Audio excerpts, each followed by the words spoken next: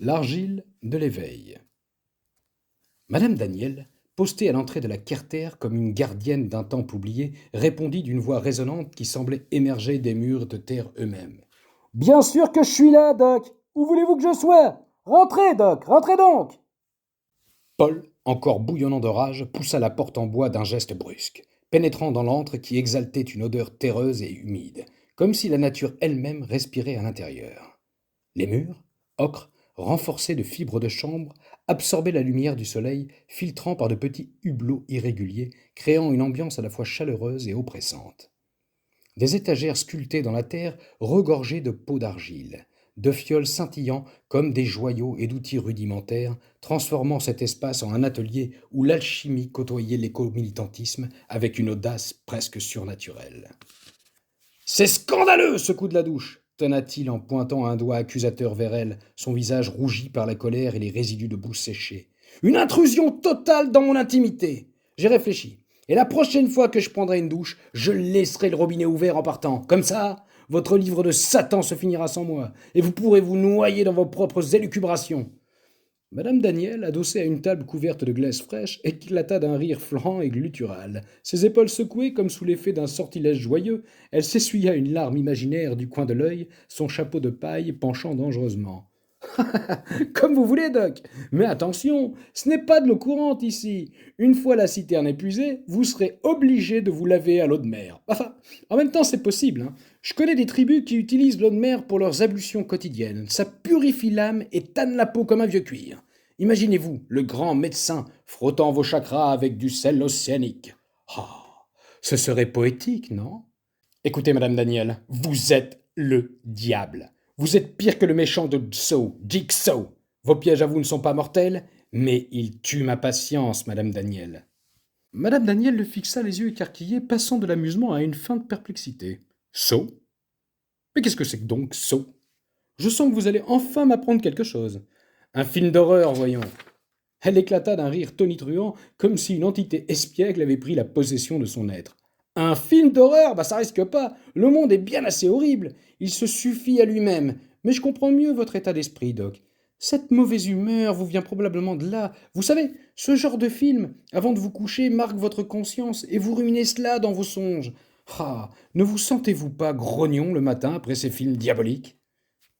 Paul, décontenancé par son humour provocateur, sentit sa fureur s'effriter légèrement, mais il secoua la tête, refusant de céder.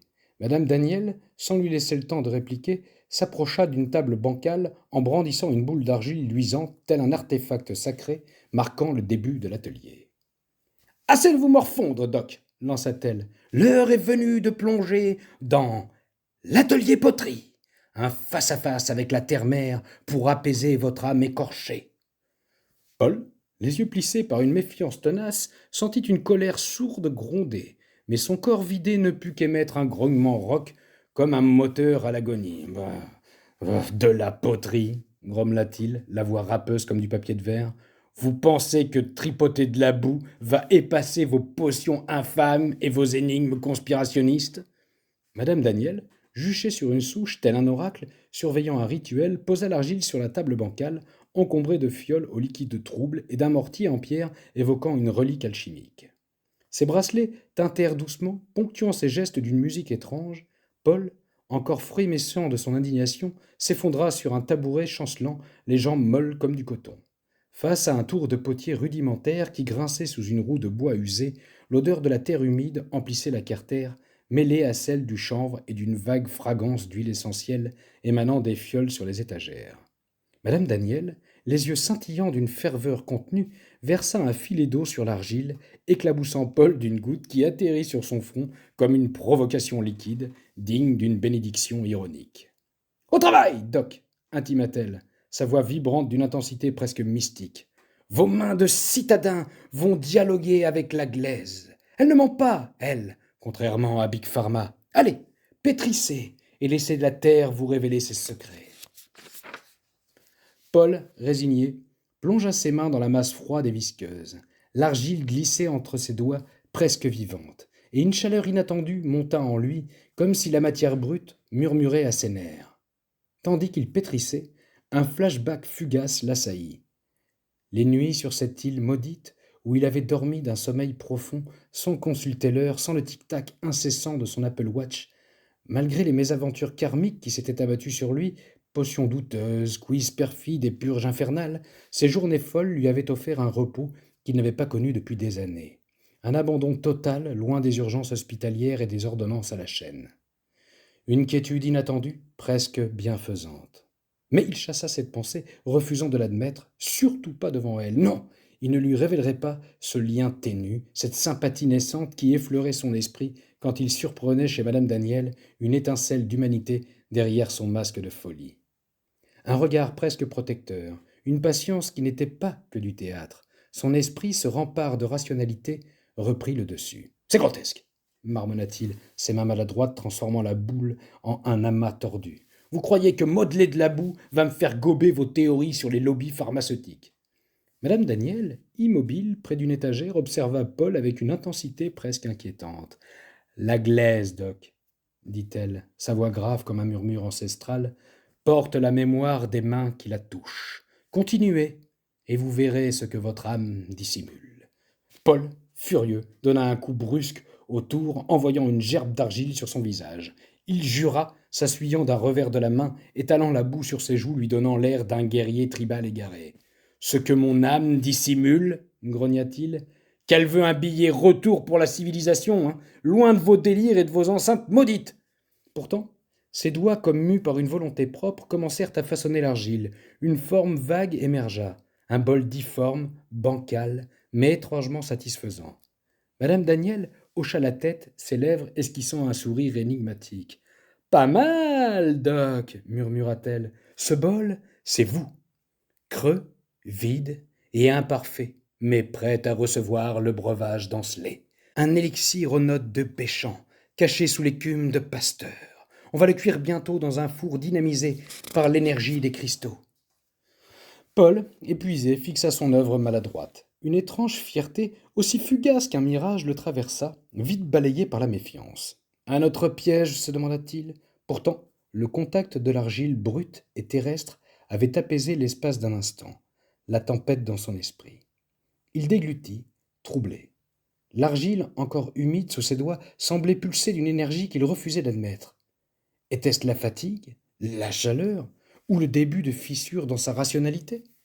Il repoussa cette pensée, mais ses mains, elles, continuèrent à modeler, comme si elles savaient quelque chose que son esprit ignorait. Les doigts encore englués d'argile, il fixait son bol difforme, ce réceptacle bancal qui semblait moquer son existence entière. La chaleur tropicale pesait sur ses épaules, et la sueur traçait des rigoles dans la boue séchée sur son front. Madame Daniel, perchée sur une souche comme une prêtresse surveillant un rituel, claqua des mains, faisant sursauter un lézard qui détala dans les broussailles. « Fini de contempler votre chef-d'œuvre, Doc !» lança-t-elle, sa voix frémissant d'une énergie fébrile. « Maintenant, on va cuire ce bol dans mon four tellurique. Pas de gaz, pas d'électricité, juste l'énergie brute de la Terre, captée par des cristaux de quartz alignés aux constellations pour dynamiser cette divine création. Suivez-moi, et pas de chichi. » Paul, les jambes lourdes, se leva en grommelant, traînant son tabouret comme un boulet. Le four tellurique n'était qu'une fosse creusée dans le sable, entourée de pierres lisses et surmontée d'un amas de branchages tordus. À l'intérieur, une lueur rougeoyante dansait, comme si la terre conspirait pour donner vie à cette farce. Madame Daniel, avec une solennité théâtrale, plaça le bol de bol au centre de la fosse, puis saupoudra autour d'une poudre brunée tirée d'une bourse en lin. « Cendre volcanique !» murmura-t-elle, un éclat fiévreux dans les yeux. « Pour sceller l'intention !» Elle mima une offrande aux cieux, ses mains jointes suggérant une coupole. « Ce bol, Doc, tel un calice, contiendra votre vérité. » Paul, les bras croisés, ricana malgré lui. « L'intention. Vous pensez que votre four de sorcière va me révéler les secrets de l'univers ? Moi, je crois plutôt qu'il va exploser comme moi. » Elle ignora son sarcasme, ajustant les branchages avec une précision maniaque. Puis, d'un geste brusque, elle frappa 2 silex, faisant jaillir une étincelle qui embrasa le bois. Les flammes s'élevèrent, léchant l'argile, et une odeur âcre, mélange de terre brûlée et d'herbe inconnue envahit l'air. Paul, contre toute attente, se surprit à fixer le feu, hypnotisé par les volutes de fumée qui semblaient dessiner des formes indistinctes. Un visage, une spirale, le brasier reflétait dans ses pupilles comme une lanterne dans une tempête de complot. Il cligna des yeux, chassant l'illusion. C'est la fatigue, se dit-il, ou cette maudite chaleur.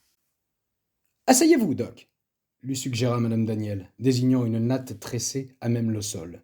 Pendant que votre bol cuit, on va causer. Pas de quiz, pas de jus, juste vous, moi et les vérités que vous esquivez. Paul s'assit méfiant, ses muscles tendus comme s'il anticipait une embuscade. La chaleur du feu caressait son visage et pour la première fois depuis son arrivée sur cette île absurde, il sentit un calme fragile l'envahir, comme si le crépitement des flammes murmurait une trêve. Madame Daniel s'installa en tailleur, ses bracelets tintant doucement, et plongea son regard dans le sien. « Vous savez, Doc, dit-elle, sa voix soudain dépouillée de toute exubérance, quand j'ai refusé le viol nasal, ce n'était pas un caprice. Comment aurait pu le croire bon nombre de vos confrères? J'ai vu dans vos yeux une lueur, un doute. Vous prescriviez, vous diagnostiquez, mais une part de vous se demande et si tout ça n'était qu'un théâtre? Les labos, les protocoles, les chiffres, vous avez senti l'ombre algorithmique au chevet de vos patients, n'est-ce pas, Doc? Paul tressaillit. Ces mots frappaient juste, réveillant des souvenirs enfouis. Des réunions tardives avec des représentants pharmaceutiques, des études dont il ne lisait que les conclusions trop parfaites, des patients à qui il avait prescrit ces traitements d'avant-garde contre quelques petits privilèges sans vraiment se poser de questions. Il ouvrit la bouche pour protester, mais aucun son n'en sortit. Le feu crépitait et son bol au cœur des flammes semblait vibrer d'une vie propre. « Vous délirez !» finit-il par lâcher, mais sa voix manquait de conviction. « Je suis médecin, pas un de vos disciples illuminés. Vous m'avez traîné ici pourquoi? Me faire pétrir de la boue et douter de tout ce que j'ai appris ?» Madame Daniel secouait la tête, son expression passant à une gravité inattendue. « Non, non, non, vous n'y êtes pas du tout, Doc. Je vous ai kidnappé pour me soigner. Je sais que nous en sommes capables. Il faut simplement vous faire une fine mise à jour et vous booster avec un pare-feu anti-complot. Avec ça, même sans y adhérer, vous me comprendrez. » Paul, surpris par cette révélation, fronça les sourcils. « Eh bien dans ce cas, pourquoi ne faites-vous pas appel à vos amis dont vous avez fait des totems dans la jungle? Reitgrid-Hammer ne peut-il rien pour vous ?» Madame Daniel esquissa un sourire mélancolique. « Oh, Doc, vous n'imaginez pas ce que le docteur Hammer a déjà fait pour moi. C'est un peu lui qui m'a mené à vous. » Elle marqua un long silence, souriant avec compassion, comme si elle se remémorait un souvenir d'enfance douloureux. « Je suis toujours très nostalgique quand je repense à lui et ses années d'emprisonnement en France pour avoir eu l'outrecuidance de chercher à éradiquer le profit et non la maladie et d'écouter enfin le symptôme comme un messager sans plus chercher à le faire taire afin de commencer à véritablement soigner. Et toutes ces histoires, Doc, un véritable crève-cœur, dit-elle, ponctuant le mystère de sa voix d'un clin d'œil outrancier. Paul, croisant les bras, rétorqua avec un soupçon de sarcasme. « Permettez-moi de faire un point sur ma situation. Si j'ai bien compris, vous m'avez kidnappé dans le but que je vous apporte mes soins, mais pas avec mes protocoles standards. Vous voulez me faire découvrir une sorte de médecine alternative afin que je puisse soigner vos maux sans utiliser les prescriptions dont je fais habituellement usage. Soyons clairs, si je joue votre jeu et que je parviens à vous soigner ou vous donner l'illusion d'un soin, vous me garantissez que je pourrai quitter cet enfer? C'est bien cela? »« Bingo, Doc, aussi perspicace que le docteur Agré, » répondit-elle, ses yeux pétillant à nouveau, tout en le pointant d'un doigt accusateur. « Avouez, vous l'avez lu, hein? Et si vous me guérissez, ce sera la preuve que les médecins peuvent apprendre de leurs patients. Un complot que Big Pharma n'a pas vu venir. Et d'ailleurs, si vous réussissez, je sculpterai un totem à votre effigie. Et quelle garantie ai-je que vous tiendrez parole? Vous n'avez pas vu? Pas vu quoi? Dans votre table de chevet. Ouvrir les tiroirs et les placards sur cette île truffée de pièges? Moi non plus, je suis pas suicidaire, madame Daniel. Je ne vais pas prendre le risque de tomber nez à nez avec une chauve-souris sanguinaire ou tout autre animal domestiqué par vos soins. Nom d'un bambou lustré, vous avez déjà rencontré Ouran, ma chauve-souris? Mais enfin, Doc, elle ne vit pas dans vos tiroirs, ni dans un laboratoire P4, s'esclaffa-t-elle hilar. Elle vit dans un endroit chaud et humide. Allez, abandonnez-vous au plaisir de la curiosité, Doc. En tout cas, quand vous trouverez le courage, tel Arthur, dans sa quête du Graal, à chaque étape franchie, vous constaterez qu'un morceau de votre liberté vous sera rendu et qu'une fois assemblé, vous pourrez enfin communiquer avec le monde. Et pour en revenir à Wuhan, ma chauve-souris, Madame Daniel s'arrêta de parler, pointant son index au-dessus de Paul, saisi par une crainte soudaine, une goutte de sueur perlant le long de son dos, il leva les yeux au ciel et vit une énorme chauve-souris perchée au-dessus de sa tête, le fixant avec des yeux qui semblaient le dévorer de passion. Cela ne s'arrêtera donc jamais hurla-t-il, bondissant de son tabouret pour sortir en trombe de la cartère. Il prit la direction de sa cahute, déterminé à découvrir quel secret se dissimulait dans le tiroir de sa table de chevet. D'une main tremblante, les yeux fermés, il ouvrit d'abord le tiroir, craignant le pire. Il leva la paupière de son œil droit, inquiet. Un soulagement l'envahit. Point de malice, mais seulement 2 notices de montage. Celle d'un émetteur à étincelles et d'un récepteur à galène. Et un livre intitulé « Le code Morse pour les nuls ». Il ouvrit ensuite la porte de son chevet pour y découvrir un fer à souder, une lampe triode et quelques bobines, ainsi que divers composants. Sous le fer à souder dépassait un petit papier plié en 4. Encore une énigme à la Daniel, se dit-il. Il le saisit et le déplia. Cher Doc, vous trouverez ici le matériel nécessaire à votre libération. À chaque avancée dans notre quête commune, des composants supplémentaires vous permettront d'avancer sur la voie de la communication. Je sais ce que vous allez penser, Doc. Inutile de chercher dans ma cahute ou tout autre endroit sur cette île le reste des composants. Ils seront livrés par bateau par un de mes complices. Inutile non plus de passer vos journées à attendre sur la plage l'arrivée du dit bateau, car ces hommes, comme l'équipage du capitaine Nemo, me sont fidèles et loyaux, et accessoirement d'une carrure nettement plus saillante que la vôtre. Que voulez-vous, Doc? Ces acolytes dévorent les graines germées comme vous picorez du shellac dans vos chocobons. Y a pas de secret. De bons et loyaux survivalistes. Et puis, un peu de bricolage n'a jamais fait de mal à personne. Cela redonnera peut-être à votre cerveau surexposé à la technocratie et atrophié par les algorithmes un semblant de concret. Utopiquement votre fidèle kidnappeuse bioéthique, Madame Daniel. À cet instant, Paul Vernier comprit qu'il n'avait pas d'autre choix que de jouer le jeu de cette excentrique Madame Daniel. Il fallait qu'il prenne sur lui et laisse échapper un semblant de sympathie pour sa kidnappeuse. Il n'avait pas encore percé le mystère de cette santé soudaine qui habitait le corps de cette dernière. Il ferma les yeux, se remémorant les dernières consultations. Lorsqu'il ouvrait la porte de son bureau pour l'accueillir, l'observant avec peine, clopinant, alourdi par le poids de sa souffrance, son corps lui semblait épuisé, las. Il ne pouvait comprendre les raisons de ce changement soudain, défiant les lois de son esprit étriqué. Ces questionnements le terrassaient comme les entités d'un terrible cauchemar. Il rouvrit les yeux subitement, réveillé par le gargouillement de son ventre. Il se dit que, pour réfléchir, il fallait d'abord nourrir son homme. La chasse au cœur tendre. Déterminé à ne pas se contenter de graines de Madame Daniel, il se mit en tête de partir en chasse. L'image du sanglier rôti n'ayant pas quitté son esprit, il se remémora sa jeunesse auprès de son grand-père, qui était un braconnier hors pair. Il allait lui montrer que lui aussi avait l'âme d'un survivaliste. Il avait aperçu, lors de sa pitoyable tentative de fuite, pas très loin des totems conspirationnistes, que des herbes étaient ployées avec une humidité présente au sol, signe évident d'une couche de plusieurs cochons sauvages.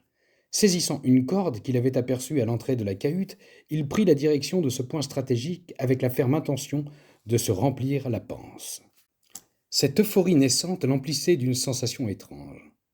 Il sentait monter en lui l'âme d'un aventurier, un Robinson des temps modernes. Il fallait bien le reconnaître, cela lui plaisait, et il y avait bien longtemps qu'il n'avait pas ressenti ce genre de choses. Mais il était hors de question de confesser cet aveu à cette pseudo-traîtresse gourou. Arrivant sur les lieux, Paul s'activa avec une précision méthodique. Ses mains s'affairaient à confectionner un piège suspendu pour un sanglier sauvage. Guidé par la connaissance intime que lui avait enseignée son grand-père, il mania une corde robuste de chanvre qu'il enroula autour d'une branche solide, ajustant la tension et vérifiant chaque nœud avec soin. À ses pieds, il disposa un assemblage de perches taillées, camouflées par des feuillages et de la mousse.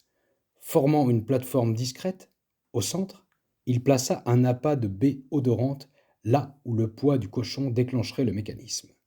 Paul scruta les environs, anticipant les sentiers des bêtes à l'aube comme son grand-père le lui avait appris. Chaque geste reflétait cet héritage, une sagesse transmise au fil des ans. Une fois le piège terminé, il recula, inspectant son œuvre, et un sourire discret éclaira son visage. La patience et la ruse, legs précieux de son aïeul, seraient ses alliés dans cette chasse silencieuse. Satisfait de contempler son œuvre, il trônait fier face à son piège. Quand soudain, un bruit dans les feuillages, provenant de son dos, le sortit de sa béatitude. Il se retourna promptement afin d'identifier d'où provenait ce bruit. Celui-ci s'amplifia, et Paul, mu par la peur, recula d'un pas maladroit, déclenchant par inadvertance le mécanisme de son propre piège. Il se vit arracher au sol pour atteindre la cime de l'arbre. Paul laissa s'échapper un hurlement de surprise. Ah! Oscillant tel un pendule ayant trouvé sa source, il vit surgir du dit buisson Madame Daniel, posant les mains sur les hanches, telle une amazone. Ah! Enfin, vous êtes là, Doc! Je vous cherche partout depuis un moment, mais qu'est-ce que vous faites perché là-haut? Ah, je sais, c'est un hommage aux soignants suspendus, c'est cela. Oh, quelle imagination débordante, Doc, j'adore. Cessez vos palabres et libérez-moi de cette entrave. Pile poil à la date anniversaire, 4 ans jour pour jour. Quel sens du timing! Je salue la performance. Bravo, Doc. Vous progressez vite, cela vous vaudra bien quelques composants électroniques. Libérez-moi! Le sang me monte à la tête! Ah, nom d'un syndicat Liberté Santé, Doc, soupira-t-elle. Imaginez donc dans quel état sont nos soignants suspendus après 606 jours. Il la regarda ébahi, ne sachant si cette information était fondée. Comment puis-je vous sortir de là? Ce piège barbare est bien loin de mes confections et convictions personnelles. Tirez sur le coulant, à gauche de vos pieds! Mais Madame Daniel, tel un félin, s'exécuta, coupant court aux directives de Paul. Il fallait la retenir! Hurla-t-il pendant sa chute, tombant telle une enclume dans la boue humide. Paul comprit qu'il allait devoir reprendre le chemin du labyrinthe maudit et subir une nouvelle fois ses lectures fantasques. Par esprit de contradiction, il aurait préféré se rincer à l'eau de mer, quitte à finir en croûte de sel, mais il s'était résigné à jouer la sympathie. Avant de reprendre le chemin de ses ablutions, Paul prit soin de réarmer le piège. Madame Daniel le suivait du regard, puis lança. « Je vous prépare une petite collation, Doc, histoire de satisfaire votre estomac et de vous remettre de vos émotions. » Paul acquiesça d'un signe de tête sans détourner le regard. Il avança dans sa marche purificatrice, s'imaginant déjà les odeurs de tiaret et l'eau bienfaitrice coulant sur son corps. Cette douche vivifiante, cascadant dans le labyrinthe des ablutions, enveloppa Paul d'une étreinte de fraîcheur. Un voile de légèreté qui apaisa l'espace d'un instant le tumulte de son esprit. Pourtant, même sous cette eau purificatrice, la cacophonie intempestive de Madame Daniel, cette poltergeist numérique, continuait de hanter ses tympans avec les premières lignes d'Alice au pays de Lucifer. Le pire, une curiosité insidieuse s'était insinuée en lui, un désir presque coupable de connaître la suite de cette narration absurde. Putain, était-il en train de succomber à la folie ambiante? Hors des questions d'avouer ce trouble à sa kidnappeuse bioéthique, cette sorcière au trop proclamée des vérités alternatives. Paul coupa l'eau d'un geste brusque, comme pour trancher ce fil de pensée traîtresse, et enfila une tenue de lin dont la texture rugueuse lui rappela qu'il n'était pas dans un spa 5 étoiles. Mais, bien prisonnier d'un asile tropical, il s'engagea d'un pas déterminé vers ce qu'il avait baptisé dans un élan de cynisme la table des hostilités. Cette table en bois massif, ornée de plats bariolés et de fioles suspectes, était devenue le théâtre de ses confrontations avec Madame Daniel. Aujourd'hui, il était résolu à prendre les rênes, à percer le mystère de son dynamisme débordant. Comment une femme, qu'il avait vue si fragile dans son cabinet, pouvait-elle désormais virevolter comme une ballerine conspirationniste? Mais une question plus pressante le taraudait. Si elle est si pleine de vie, pourquoi suis-je encore ici? Était-ce pour ces potions de noni, ou un dessein plus vaste, une croisade contre les lobbies toxiques qu'elle dénonçait avec ferveur? Un couinement strident déchira soudain l'air comme un appel primal, surgi des entrailles de la jungle. Paul se figea, le cœur battant, ses instincts de chasseur réveillés par l'écho de son piège. « Ma prise !» pensa-t-il, un frisson d'excitation courant le long de sa colonne vertébrale. Il sprinta vers la table des hostilités, ses pieds nus martelant le sable brûlant, et saisit le couteau japonais forgé par l'espiègle Madame Daniel. La lame scintillait comme un artefact maudit. Envoûté par le cri plaintif, il entra dans une transe primitive et bondit tel un guépard à travers les fougères, zigzagant entre les lianes, ses poumons sifflant sous l'effort. Madame Daniel, perchée sur une souche, comme une spectatrice d'un opéra sauvage, l'observait bouche bée, ses yeux pétillants d'une stupéfaction théâtrale. Parvenu au piège, Paul s'agenouilla, le souffle court, et entreprit de défaire le nœud coulant avec une délicatesse inattendue, comme s'il manipulait un explosif. La corde tendue par le poids de la bête grinçait dans un chant lugubre. Mais un craquement sec le fit sursauter. La corde s'était emmêlée dans une branche, bloquant la descente de l'animal. Paul leva les yeux, et son cœur manqua un battement. Ce n'était pas un sanglier massif, mais un jeune marcassin, ses flancs tachetés, frémissant de panique, ses petits yeux ronds, luisant comme des billes d'obsidienne, l'animal se débattait, ondulant violemment de droite à gauche, ses couinements perçant l'air comme une sirène d'alarme. « Pas de panique, petit !» murmura Paul pour se rassurer lui-même que pour calmer la bête. Il coinça le couteau entre ses dents, le goût métallique se mêlant à la sueur, et entama une ascension maladroite le long de l'arbre, ses mains glissant sur l'écorce humide. Parvenu à hauteur du marcassin, il tendit les bras pour le saisir au vol, mais le poids de la bête combiné à son élan le déséquilibra. Dans un cri étouffé, il bascula, s'écrasant dans la boueuse terre-mer avec un ploc sonore, le marcassin atterrissant sur son torse. Étourdi, Paul serra l'animal contre lui, ses deux mains enroulées autour de son corps frêle, sentant son cœur minuscule battre à tout rompre. Le marcassin, immobile, le fixait de ses yeux, implorant. Et Paul, malgré la faim qui tordait l'estomac, sentit une vague de compassion l'envahir. Il dégagea une main, saisissant le couteau toujours coincé entre ses dents, prêt à accomplir cet acte barbare que son grand-père braconnier lui avait enseigné. Mais ce regard de biche piégée, le transperça comme une flèche. Ses doigts relâchèrent la lame qui s'enfonça dans la boue avec un chouinement pathétique. Paul s'assit en tailleur, ignorant la terre collante qui maculait sa tenue de lin, et posa le marcassin sur ses genoux. Il caressa doucement son pelage rêche, ses doigts tremblants, effleurant les taches blanches qui dansaient sur son flanc. L'animal, apaisé, cessa de se débattre, et un silence presque sacré s'installa dans la clairière. « Va !» sursura Paul, relâchant le marcassin qui détala dans un froissement de feuillage, laissant derrière lui une empreinte fugitive dans la boue. « Tant pis pour le dîner !» Paul soupira, un mélange de résignation et de soulagement, son estomac protestant dans un grondement sourd, mais la voix de madame Daniel, stridente comme une crieuse publique, brisa cet instant d'émotion pure et de communication avec la nature. « Bravo, Doc !» hurla-t-elle, surgissant d'un bosquet comme une diva jaillissant des coulisses, sa plume de paon frémissant comme une antenne cosmique. « Quelle noblesse ! Vous voilà digne d'un militant L214, prêt à défendre la cause animale avec des larmes et des caresses. Ah, j'en ai les chakras tout émus. » Paul sursauta, manquant de basculer à nouveau dans la boue. « Vous n'en avez pas marre de me faire sursauter? C'est une manie chez vous, hein, surgir comme un diable à ressort. » Madame Daniel éclata de son rire cristallin, ses bracelets tintant comme une symphonie de grelots. « Ah, vous êtes hilarant, Doc, un vrai comédien. Pour fêter ça, demain soir, c'est côte de bœuf. » Paul, les yeux plissés, sentit une colère familière monter en lui. « Vous vous moquez de moi, c'est ça? Encore une de vos plaisanteries douteuses? » « Moi? Mentir ?» rétorqua-t-elle, posant une main sur sa poitrine avec l'éloquence d'une tragédienne sur les planches. « Jamais, Doc. Enfin, seulement quand ça m'arrange. » Elle ponctua sa réplique d'un clin d'œil exagéré, son chapeau de paille tressautant comme un totem vivant. « Voyez-vous, quand je vous ai vu bricoler ce piège barbare, j'ai eu pitié de vous. Un citadin jouant les Robinson Crusoe. C'était presque touchant.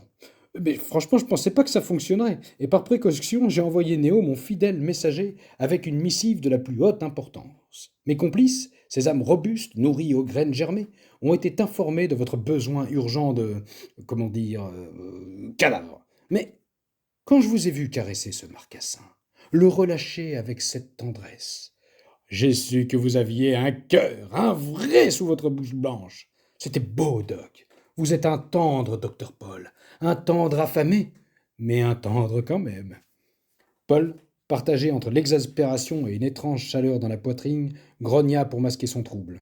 « Encore ici, pourquoi ?» se demanda-t-il, la question le rangeant comme une démangeaison tropicale. Était-ce vraiment pour la suivre dans ses délires, ou madame Daniel tramait-elle un plan plus vaste, une croisade contre les poisons du système dont elle parlait sans cesse. « Bon, le temps que vous arrêtiez de vous ficher de moi, je retourne sous la douche. » Ok, Doc, espérons que cette fois-ci ce soit la bonne, ricana-t-elle, sa voix virevoltant comme une bourrasque tropicale. Et n'oubliez pas que cette douche divine n'est pas une source intarissable. Paul, la tête basse, la boue séchant sur sa peau comme une croûte d'humiliation, retourna vers le labyrinthe des ablutions. L'eau cascada sur son corps, chassant la terre collante, mais pas le doute qui s'insinuait en lui comme un parasite tropical. Il enfila une nouvelle tenue de lin, l'étoffe rêche, grattant sa peau comme un rappel de sa captivité, et sortit de sa cahute pour rejoindre madame Daniel à la table des hostilités. Il s'assit en face d'elle, les bras croisés, son regard dur comme l'acier, prêt à en découdre. Une collation amère. À peine ses lèvres frémirent-elles pour articuler une réplique que Paul saisit par la vision de son œuvre brandie par madame Daniel comme un calice sacré arraché aux flammes d'un rituel druidique. Avec une révérence théâtrale, elle déposa le bol d'argile face à lui, ses doigts effleurant la surface cuite comme s'il s'agissait d'un joyau taillé par les dieux eux-mêmes. Paul, méfiant comme un naufragé flairant un mirage, se pencha au-dessus de l'objet. La surface, craquelée par le feu tellurique, traçait des motifs irréguliers, évoquant une carte stellaire griffonnée par un astrologue sous psychotrope ou une toile d'araignée fracturée par un vent cosmique. Il cligna des yeux, refusant d'y voir un présage mystique, mais une sérénité étrange, presque traîtresse, s'insinua en lui, comme si l'argile, transmutée par les flammes, avait absorbé une parcelle de sa rage citadine. Madame Daniel, scrutant son silence avec un sourire narquois, hocha la tête, ses brasses longues tintant comme les cochettes d'un temple oublié. « Vous sentez, Doc ?» murmura-t-elle, sa voix vibrante d'une ferveur de prêtresse. « La révélation commence toujours par un feu intérieur. Et maintenant, à table! Une collation piquante comme un complot vous attend, avec des surprises qui vont faire danser vos chakras. Et peut-être votre tête. » Paul, encore troublé par ce bol né de ses propres mains, sentit une pensée insidieuse s'infiltrer dans son esprit. Et si cette île, avec ses folies et ses secrets, était en train de le métamorphoser plus qu'il ne voulait l'admettre? Était-il encore là pour démêler les délires de madame Daniel, ou tramait-elle une croisade plus vaste, une guerre contre les poisons du système qu'elle dénonçait sans relâche? Il soupira, tenta de chasser cette idée comme un vent balayant les nuages d'un ciel conspirateur. Madame Daniel, moqueuse, vacillant soudain, comme si une tempête invisible la secouait, joignant ses mains pour faire retenir un écho théâtral et s'écriant hilar. « Oh, Éole, dieu du vent, rangez-vous bourrasque par pitié !»« Ça suffit, madame Daniel !» rugit Paul, possédé par une colère ostentatoire, son poing s'abattant sur la table avec un fracas qui fit trembler 3 fioles sur un promontoire. « J'exige des explications sur votre état. Vous n'êtes pas malade, vous mentez, vous êtes folle, ça c'est certain, mais vous ne souffrez pas, c'est évident. Je vous ai vu clautiquer péniblement pour parcourir les quelques mètres de la salle d'attente à mon cabinet, et maintenant, vous caracolez comme une gazelle sous amphétamine, vous exécutez des postures de yoga cosmique dignes d'un cirque ésotérique, vous forgez des lames avec la précision d'un samouraï, vous brodez avec la minutie d'une nonne, vous jonglez avec vos fioles en défiant les lois de la physique, vous surgissez des buissons comme un ouistiti possédé, et vous osez me faire croire que vous souffrez? C'est impossible, vous mentez. Il frappa à nouveau la table, faisant basculer les fioles que madame Daniel rattrapa avec l'agilité d'un félin, son regard soudain voilé d'une vulnérabilité feinte, comme si les mots de Paul avaient transpercé son cœur de diva. « How dare you » lança-t-elle une main théâtrale sur le front, parodiant une diva climato-sceptique dans une ultime provocation. « Vous calcinez mon cœur plus sauvagement qu'un réchauffement climatique. »« Vous fuyez !» rétorqua Paul, pointant d'un doigt accusateur. « Mais je ne vous laisserai pas vous défiler sur le sentier de votre humour douteux. » Madame Daniel marqua un silence quand soudain Néo, son pigeon immaculé, se posa précipitamment sur son épaule comme pour souligner la gravité du moment. Tous deux fixèrent Paul avec l'intensité d'un tribunal apocalyptique. Levant les bras au ciel, Néo s'envola dans un battement d'ailes dramatique, conférant à la scène l'allure d'une tragédie grecque réécrite par un scénariste sous acide. Elle s'approcha, son souffle frôlant l'oreille de Paul comme une brise conspiratrice, et hurla. « J'ai le mal du monde, docteur !» Paul manqua de s'étrangler, ses yeux écarquillés comme ceux d'un poisson hors de l'eau. Le mal du monde? Êtes-vous sérieuse? Plus sérieuse qu'un vendeur d'assurance vie promettant des richesses post-mortem, que vous ne toucherez jamais, rétorqua-t-elle, son menton relevé avec une dignité de tragédienne. Mais enfin, ça n'existe pas, le mal du monde. Quelle est cette nouvelle diablerie que vous avez inventée? Regardez-vous, vous pétez le feu, grogna Paul, sa voix rauque d'exaspération. J'ai le mal du monde, docteur. Mon autodiagnostic, ma vérité. Elle frotta son menton, ses yeux plissés, comme si une révélation cosmique venait de l'illuminer. Mais maintenant que vous le dites, je dois admettre que je me porte à merveille. C'est troublant, Doc. Très troublant. Avez-vous pris mes traitements? Demanda-t-il, méfiant. Jamais, Doc. Parole de kidnappeuse bioéthique. Vous êtes sous l'emprise d'une drogue, c'est ça? Le jus de noni, ça compte? Gloussa-t-elle, son clin d'œil scintillant comme une étoile moqueuse. Alors vous mentez! Elle se redressa, raide comme un général au garde à vous, ses bracelets tintant comme des médailles d'un combat imaginaire. Mes jus, mes graines germées. Ah! Elle s'interrompit, pointant un index vers le ciel en susurrant. Oh! Pause pipi! Puis, telle une tornade psychédélique, elle s'élança vers les toilettes sèches, sa robe à fleurs virevoltant comme un étendard de l'absurde, laissant Paul la gorge desséchée par ce dialogue infernal. Il avisa au bout de la table ombragée une bassine d'argile débordant de glace et d'eau cristalline. Saisissant un verre à pied vide, il plongea avec un empressement, le remplissant à ras-bord, et but d'une traite l'eau fraîche glissant dans sa trachée comme un élixir de salut. Il s'en délecta, savourant ce répit momentané, mais Madame Daniel réapparut, légère comme une nymphe, son chapeau de paille tressautant comme un totem vivant. « C'est souvent dans les waters, Doc, que naissent les plus grandes idées. Ce soulagement soudain m'a éclairé. Mon état. Peut-être doit-il quelque chose au bain dérivatif que je pratique depuis des mois. Une tradition séculaire, oubliée par les Occidentaux, mais ô combien libératrice. Vous connaissez Franz Guylen, Doc? Non, Madame Daniel, je ne connais ni Franz Guylen, ni ses bains dérivatifs, mais allez-y, je sens que ça va me plaire, grogna-t-il, son ton dégoulinant de sarcasme. Eh bien, c'est une compétence archaïque, aussi essentielle que l'allaitement maternel, s'exclama-t-elle frémissante, comme si un frisson glacial parcourait son corps. Elle remplace les effets de la marche nue sous le soleil tropical. La condition originelle de l'humanité. Cela consiste à rafraîchir les plis linguinaux et le périnée avec une poche de glace dans le but de faire vibrer. Cette fraîcheur stimule la moitié du fascia et de l'intestin, un véritable balai énergétique. Et d'ailleurs, il est temps de changer la mienne. Un geste théâtral, caché derrière la table, elle souleva sa robe à fleurs et extirpa une poche de glace fondue de sa culotte, la brandissant comme un trophée sous les yeux horrifiés de Paul. De l'autre main, elle plongea dans la bassine où Paul s'était abreuvé, en sortit une poche fraîche et laissa l'ancienne dans le récipient. Une gerbe d'eau moqueuse, comme une plaisanterie cosmique, éclaboussa le front de Paul. Une nausée fulgurante le saisit. Il se pencha, vomissant tripes et boyaux sur le sable brûlant. « Oh, Doc !» s'écria-t-elle, feignant l'étonnement. « Je ne pensais pas que cette révélation vous secourait à ce point-là. Vous pensez que c'est ça ?» « Non, rien à voir !» rugit-il, sa voix tremblant de dégoût, pointant son verre où les quelques vestiges de glaçons trônaient encore. Madame Daniel, secouée d'un fou rire hystérique, s'écria « Ah, vous n'en manquez pas d'une, Doc, hein. On peut pas vous laisser une minute sans surveillance. Vous êtes comme le lait sur le feu, prêt à bouillir à la moindre étincelle. Mais rassurez-vous, je suis propre comme un félin. Hein. Je pratique les bains de vapeur pour purifier ma choupinette. « Yoni steam !» lança-t-elle, son clin d'œil scintillant comme une étoile malicieuse. À ces mots, Paul, comme frappé par une seconde vague, expulsa une nouvelle save sur le sol. Scellant ce chapitre d'horreur, tant bien que mal, il se redressa, chassant l'image cauchemardesque d'un félin en pleine toilette qui s'imposait à son esprit. Il soupira, tentant de reprendre le contrôle de cette conversation ubuesque. « Ah, je vous arrête !» grogna-t-il. N'essayez pas de me convaincre de glisser quoi que ce soit de la sorte dans mon pantalon. Un glaçon dans mon slip kangourou? Et puis quoi encore? Vous feriez mieux de vous le mettre sur le front pour calmer vos neurones en surchauffe. Qui diable porte encore des slips kangourous? Gloussa-t-elle, moqueuse, ses bracelets carillonnant comme une fanfare de l'absurde.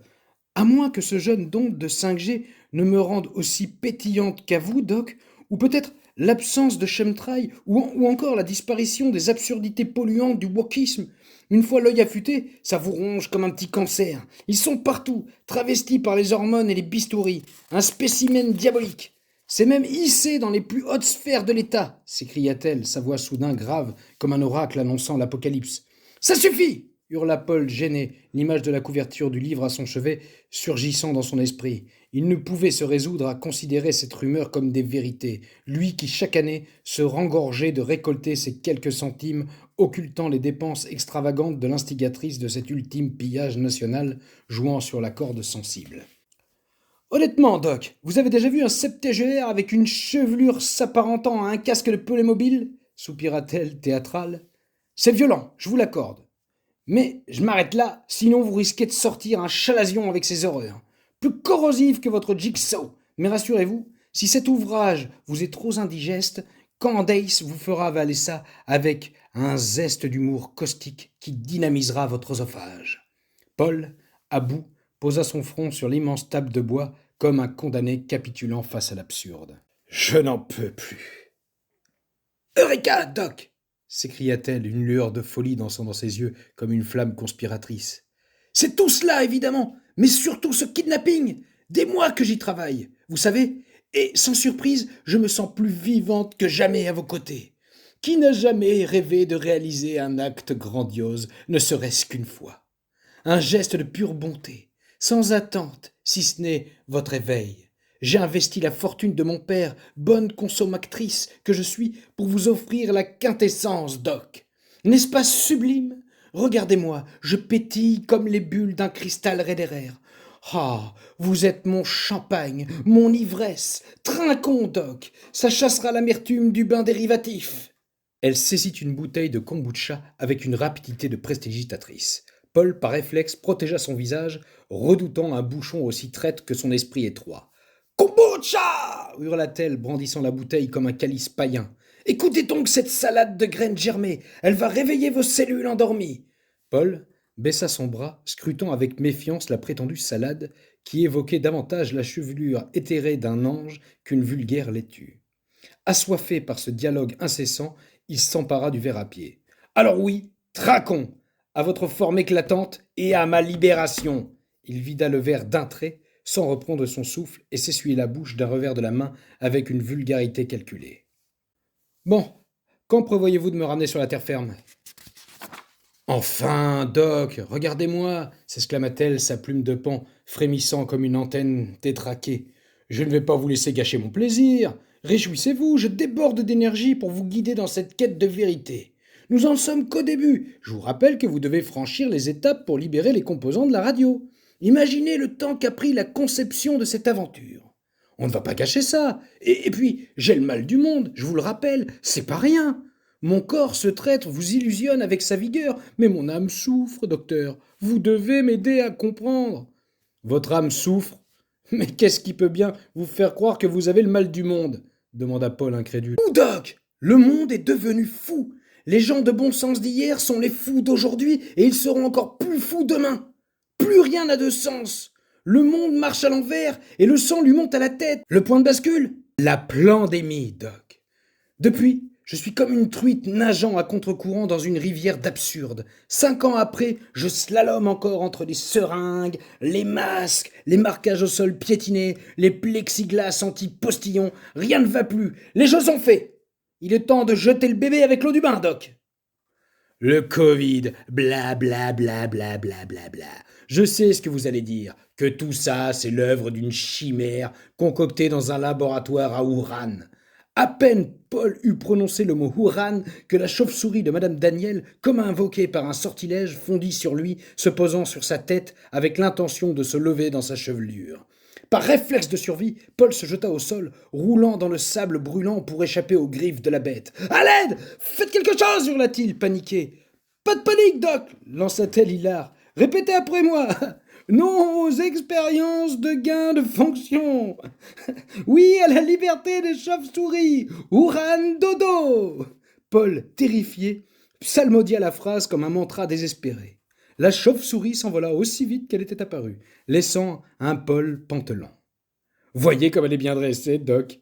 gloussa-t-elle. « Techniquement, il suffisait de dire Juan dodo, mais j'ai saisi l'occasion pour une petite blague en réponse à votre scepticisme. » Paul se redressa péniblement, secouant le sable collé à ses vêtements et la foudroya du regard. « Vous êtes le diable, Madame Daniel, le diable !» Le soleil couchant, drapant l'île d'une lueur pourpre, annonça la fin de cette journée chaotique. Paul s'empara d'un plateau, y entassant quelques victuailles pour son dîner, bien décidé à s'accorder un instant de quiétude, loin de cette despote en robe à fleurs. Il prit la direction de son refuge anti-ondes, lançant à Madame Daniel sans un regard. « Je ne vous dis pas bonne nuit, Madame Daniel !» Elle l'observa, un sourire moqueur aux lèvres, sa plume de paon oscillant comme une antenne captant ses pensées. Vous êtes aussi si susceptible qu'un politique face à ces casseroles dévoilées. À demain, docteur. L'hôtel des victimes de Daniel Dahmer.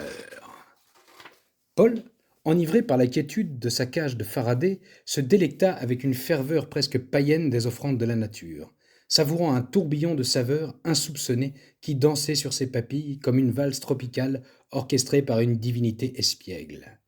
Le jus sucré, nectar envoûtant, caressait sa langue, éveillant des réminiscences d'un monde oublié, loin des plateaux insipides de son ancienne vie. D'un geste frénétique, comme un alchimiste en quête d'élixir, il arracha le couvercle d'un pot et saisit une poignée de noix de cajou, les croquant avec une sauvagerie primitive. Par un réflexe absurde, peut-être contaminé par les rituels de Madame Daniel, il compta chaque mastication jusqu'à 30, comme si cela avait une importance. Un tic de Lille, une manie conspiratrice.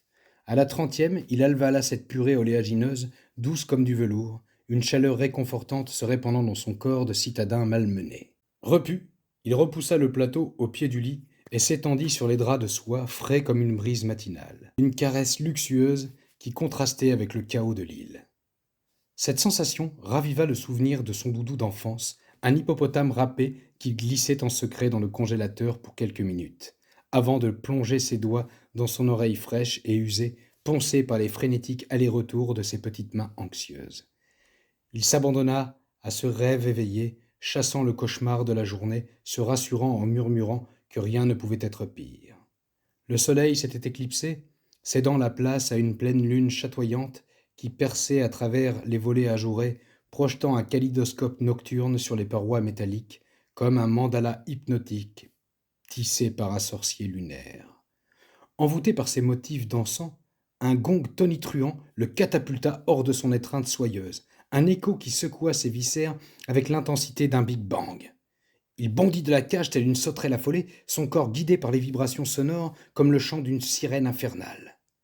Il s'enfonça dans la jungle, empruntant un sentier inconnu, dissimulé derrière des palmes luxuriantes et un lierre exotique entrelacé comme un piège végétal. Il avança, méfiant, craignant une nouvelle embuscade de l'île. « Maudite racine traîtresse !» pesta-t-il intérieurement, trébuchant sur des vrilles noueuses qui semblaient conspirer contre ses chevilles. Il déboucha dans une clairière enchantée, traversée par un ruisseau scintillant sous la lune. La vision de l'eau douce coulant à profusion lui arracha une moue ironique. « Ah, encore une moquerie de Madame Daniel. Adieu l'homme tanné par le sel, pensa-t-il, sarcastique. Un pont de bois, fragile comme une promesse de complotiste, menait à un dôme géodésique. Une structure qu'il reconnut pour en avoir entendu parler par son amour perdu, qui rêvait d'en ériger un dans son jardin. Une vague de nostalgie, douce, amère comme un parfum oublié, l'envahit. Intrigué par une lueur émanant de l'intérieur, réfractée par chaque prisme du dôme et dansant sur la surface miroitante du ruisseau, amplifié par la pleine lune, le spectacle offrait une vision enchanteresse, une invitation divine à plonger dans un conte fantastique. Il s'approcha, mu par une curiosité inhabituelle, presque magnétique, comme si l'île elle-même le convoquait. Le gong résonna à nouveau, tout proche, le faisant sursauter comme un chat échaudé. La voix de Madame Daniel, rauque et inhabituelle, psalmodiait des incantations mortifères, comme un rituel exhumé d'un grimoire interdit. Inquiet, Paul s'avança pour percer ce sombre mystère à travers une facette du colosse géométrique. Il aperçut Madame Daniel, de dos, drapée d'une cape luisante comme de la soie, ornée de fleurs séchées cousues de fils dorés qui scintillaient sous une lueur vacillante. Elle se dressait face à un autel où trônait une ribambelle de cadres, chacun renfermant le portrait d'un illustre inconnu. Une sueur froide coula le long de son dos. Lorsqu'il plissa les yeux pour mieux voir, leur visage semblait maculé de sang écarlate. « Horreur !» se dit Paul. « J'aurais dû m'en douter que cette sorcière pratiquait des rituels sanglants. » Pris d'un élan de courage pour la prendre sur le fait, il surgit dans le dôme en hurlant. « Ce sont vos anciennes victimes, c'est ça ? Enfin, je vous y prends, Daniel Dahmer !» Madame Daniel pivota en sursaut, arrosant allègrement Paul d'une louche débordante d'une substance visqueuse, chaude et rouge qui s'étala sur son visage et son torse comme une peinture de guerre infernale. Paul hurla, saisi d'une terreur viscérale. « Du sang! Mon Dieu, du sang! Vous buvez le sang de vos victimes, sorcières, démons complotistes! Vous n'aurez pas ma peau !» menaça-t-il, s'emparant d'une tête de loup appuyée contre la paroi, la brandissant avec la conviction d'un chasseur de vampires, comme un talisman dérisoire face à l'apocalypse. Madame Daniel arbora un regard terrifiant, avançant vers lui tel un prédateur assoiffé de sang. Ses pas, lents et délibérés, faisaient crisser le sol. Paul recula, son dos heurtant la paroi prismatique, son cœur battant comme un tambour de guerre. « Quelle audace, Doc! Vous osez troubler la prêtresse sanguinaire !» gronda-t-elle, sa voix grave comme celle d'un monstre de série B, ses yeux luisants d'une lueur inquiétante. Soudain, elle laissa tomber sa louche, abandonnant son masque d'horreur pour éclater de son rire hystérique, un éclat sonore qui fit trembler les prismes du dôme comme une symphonie de l'absurde. « Ce que vous êtes drôle, Doc, mais quelle imagination débordante. J'adore. Démon complotiste, ah j'adore. Mais me prendre pour une prêtresse sanguinaire friande d'adrénochrome, jamais. On n'est pas à Hollywood, encore moins dans une secte satanique. Ce que vous prenez pour du sang, c'est le puja, un rituel hindou, un mélange de safran et de curcuma fondu dans de l'huile qu'on appelle le kumkum. » Elle marqua une pose vibrante comme une pythie en transe levant les bras au ciel. « Kumkum ! Un élixir de purification et de bénédiction.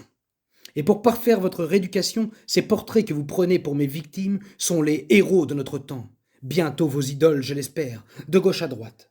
Ariane Bilran, celle qui remonte le fil jusqu'à la source du totalitarisme, aussi nauséabonde soit-elle.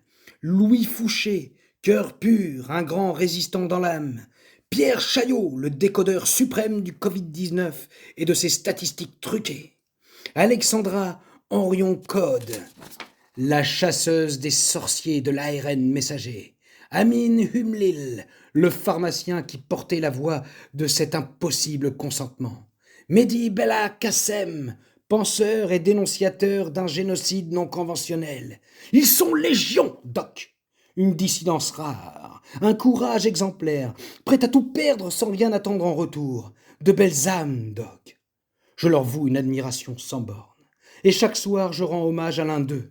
Ils ont besoin de nos prières dans leur lutte contre le mal, ces institutions diaboliques qui vous font miroiter la santé avec des pilules et des injections, pourvu que ça graisse les rouages de leur cache-machine. » Paul, sidéré, resta figé. Un mélange d'admiration réticente et de stupéfaction face à cette femme qui consacrait ses nuits à prier pour des inconnus qu'elle élevait au rang de saints modernes. Elle était peut-être aux confins de la folie complotiste, mais sa passion, son excentricité sans bornes, forçaient le respect. Il préférait cela à une noctambule sanguinaire, c'était certain.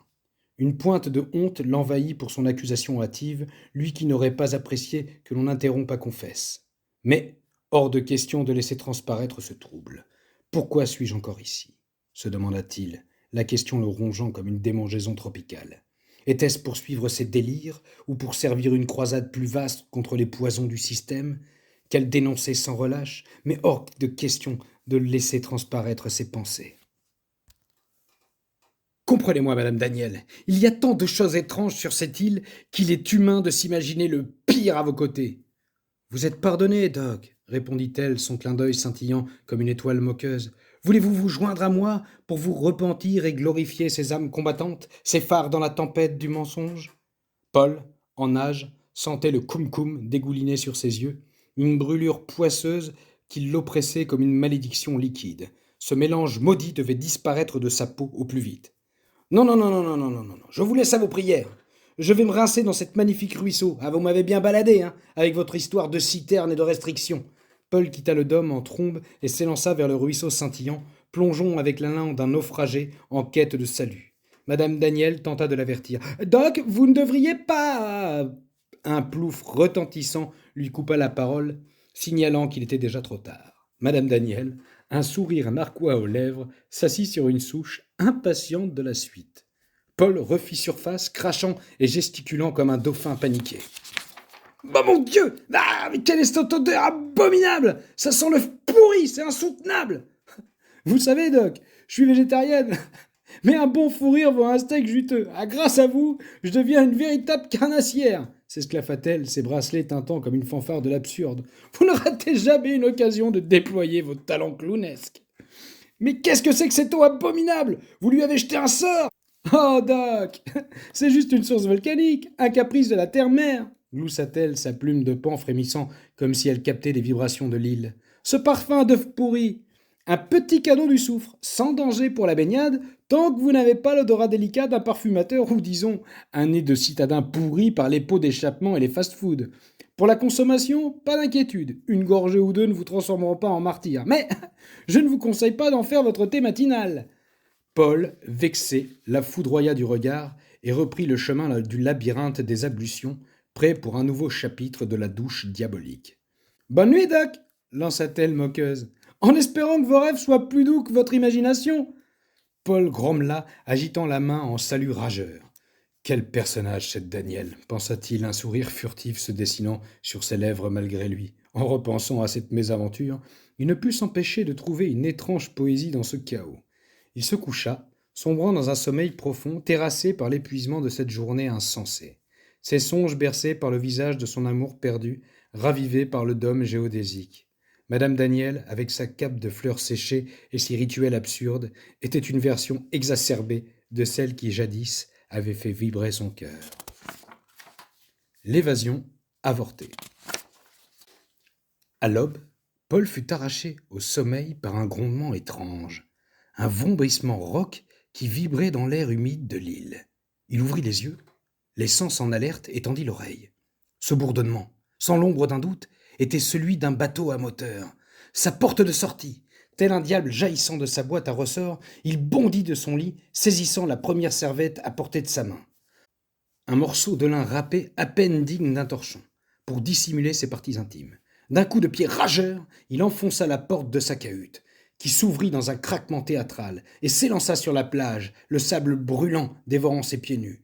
Tout en courant, il luttait pour fixer la serviette autour de sa taille, trébuchant dans sa course effrénée, manquant de s'étaler comme un pantin désarticulé.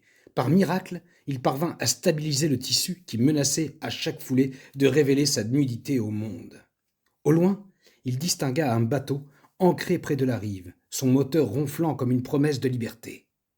Un homme à la carrure imposante, une barbe broussailleuse évoquant un viking surgi d'un autre temps, déchargeait une caisse en bois et une glacière qu'il posa aux pieds de madame Daniel. Paul, mu par une pulsion animale, bondit tel un guépard famélique, saisissant madame Daniel à la gorge avec une vigueur qui ne se connaissait pas. « Laissez-moi monter dans ce bateau, ou je brise la nuque de ma geôlière !» hurla-t-il, sa voix tremblant d'un mélange de désespoir et de bravarde. Madame Daniel, imperturbable, ne scia pas, continuant à discuter avec l'homme comme si de rien n'était. Ce dernier, d'une stature si robuste qu'il semblait taillé dans le granit, ne daigna même pas se lever un sourcil. Paul, le cœur battant, sentit une sueur froide perler dans son dos. Si cet homme, ce colosse barbu digne d'un dracard, décidait de s'en prendre à lui, la douleur serait cuisante. Il resserra son étreinte, espérant intimider, et rugit de plus belle. « J'ai dit, laissez-moi monter dans ce bateau, je lui brise la nuque !» L'homme, indifférent, lança d'une voix grave comme un grondement d'orage. « Bon, madame Daniel, on se dit à dans 2 jours, comme convenu ?» Paul n'en croyait pas ses yeux. Il s'agita frénétiquement, secouant madame Daniel pour se faire entendre. Sa serviette glissant dangereusement, madame Daniel, avec une nonchalance de diva, répondit calmement. « Oui, Jean-Joseph, à dans 2 jours. Prenez soin de vous. » L'homme, ce Jean-Joseph, au physique de légende nordique, grimpa de le bateau qui s'éloigna dans un vombrissement moqueur. Paul, hors de lui, hurla encore, soulevant madame Daniel comme pour la brandir tel un trophée menaçant. Mais soudain, un craquement sinistre résonna, semblable à une branche séchée qui se brise. Une douleur fulgurante traversa son dos. Paul comprit horrifié. Il venait de se faire un lumbago. Madame Daniel, avec la légèreté d'un roseau dans le vent, se dégagea de son emprise. À cet instant précis, la serviette de Paul, traîtresse, glissa à ses pieds, exposant sa nudité au soleil tropical. Madame Daniel éclata d'un rire pétillant, aussi clair qu'une cascade dans un temple oublié. « Bravo, Doc! Vous voilà dans de beaux draps, ou plutôt sans drap du tout. Vous n'êtes pas un tueur, Paul, vous le savez bien. J'en veux pour preuve ce petit marcassin qui doit gambader joyeusement quelque part sur la plage, loin de vos pièges maladroits. » Paul, terrassé par la douleur, tomba à genoux, une main crispée sur son dos, l'autre tentant vainement de ramasser la serviette. Une larme coula sur sa joue, mi-honte, mi-douleur. J'ai besoin d'aller aux urgences, balbutia-t-il, pointant le bateau qui s'éloignait. Jean-Joseph, à son bord, agitant la main en un adieu groguenard. Madame Daniel lui souffla un baiser enfantin et le toisa avec un sourire narquois. Vous vous imaginez traverser 180 000 nautiques avec votre dos brisé par les vagues, qui sont, soit dit en passant, particulièrement agitées aujourd'hui. Non, cher Doc, vous allez passer entre les mains expertes de Madame Daniel, rebouteuse traditionnelle. Allez, Paul, suivez-moi jusqu'à la table. Enfin, ou plutôt, rampez jusqu'à la table, gloussa-t-elle, son rire éclatant comme un feu d'artifice dans la jungle. Paul, à bout, grogna, la voix tremblante de rage et de douleur. Vous êtes le diable, Madame Daniel, le diable. Posant une main sur sa hanche avec l'élégance d'une prima donna dans un opéra conspirateur, elle éclata d'un rire espiègle, ses yeux pétillants d'une malice ironique. « Est-ce que vous êtes drôle? On va pas se mentir, hein. Vous êtes le Pierre Richard des temps modernes, la chef 2.0. Allez Doc, rampez, un bras devant l'autre. » Paul, grognant comme un animal blessé, s'exécuta, rampant tel un lézard des sables. Suivant le pas délicat de Madame Daniel, dont les bracelets carillonnaient comme une mélodie moqueuse dans l'air tropical. Chaque mouvement lui envoyant des éclairs de douleur dans sa colonne, son short et son t-shirt en lin trempés de sueur et incrustés de sable collés à sa peau, comme un maléfice tissé par le climat exotique. Madame Daniel, avançant d'un pas léger, guida Paul vers la table, sa silhouette se découpant dans l'ombre des palmes. Elle s'arrêta, son chapeau de paille tressé, incliné comme un diadème, et claqua des doigts avec l'aplomb d'une papesse lançant un rituel extravagant. « Assez de reptation, Doc. Votre dos gémit plus fort que les alizés, s'exclama-t-elle, sa voix perçant les fracas des vagues comme un appel mystique. « Hissez-vous sur la table. Je vais vous redresser plus vite qu'un matelot sur un mât. » Paul, à bout, lui lança un regard assassin, sa main crispée sur son dos, comme s'il retenait une plaie vive. « Vous et votre charlatanerie !» gronda-t-il, la voix éraillée par la douleur et l'exaspération. « Si vous touchez ma colonne, je vais finir paralysé !» Madame Daniel, imperturbable, s'accroupit près de la table, ses bracelets scintillant sous le soleil comme des amulettes.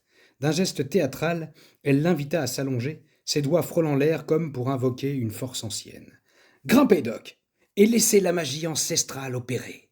Ce don de rebouteuse, je le tiens de mon défunt père, un homme qui remettait les eaux en place quand les trusts pharmaceutiques n'étaient encore qu'un murmure dans l'ombre des puissants. » lança-t-elle, ses yeux pétillants d'une malice espiègle. « Pas de cachet dans mes mains, juste la vérité du corps. » Paul, épuisé par la douleur, se hissa tant bien que mal sur la table, le bois craquant sous son poids comme une moquerie marine.